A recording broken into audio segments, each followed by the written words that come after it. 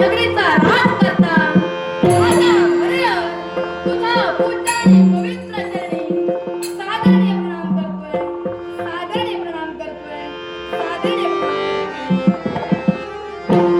पितृदेवतेच्या पश्चात या साऱ्या राजकारभाराची राजसूत्र अमुच्या हाती दिली गेली. पिता सत्यवान आणि माता सत्यवती यांच्या पवित्र कुशीकुलात आम्ही दोन भावंडांनी जन्म घेतला. मी म्हणजे हरिहर आणि माझा बंधू भरत. आमच्या दोन भावंडांचा जन्म झाल्यानंतर पितृदेवतेच्या पश्चात या साऱ्या राजकारभाराची राजसूत्र आमच्या हाती दिली गेली.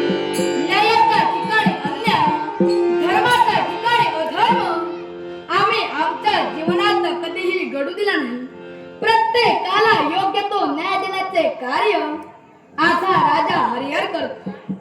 पण सर्वांचे हित सांभाळून घेण्यासाठी ईश्वराने अमुच्या हाती दिली गेली उत्पत्ती, स्थिती, लय, जीवनाची सुख दुःखे, शरीरवेग, मनोवेग यांसाठी मी प्रजाजनासारखा.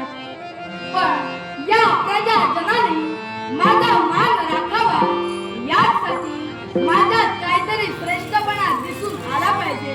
म्हणतात सर्वांचे हक्क सांभाळून घेण्यासाठी एकाच काट्याने न्याय दिला पाहिजे व अखिल प्रजेविषयी निपक्षपात बुद्धी अंगी बाळगली पाहिजे.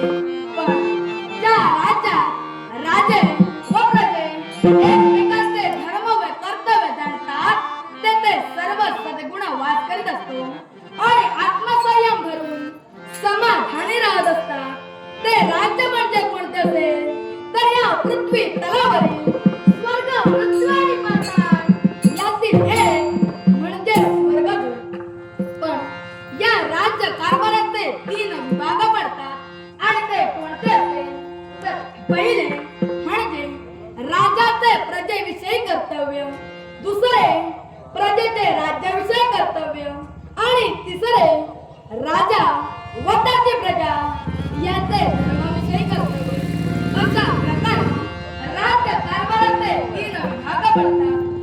पण हेच सारं करत असतावेळी पितृदेवतेने केलेला तो आदेश आणि तो कोणता असेल तर गरुडा नंतर पुनश्च भरारी नाही आणि नंतर वात्सल्य नाही, साधू नंतर कृपा नाही आणि नरजन्मानंतर पुनश्च दुसरा जन्म नरजन्म नाही.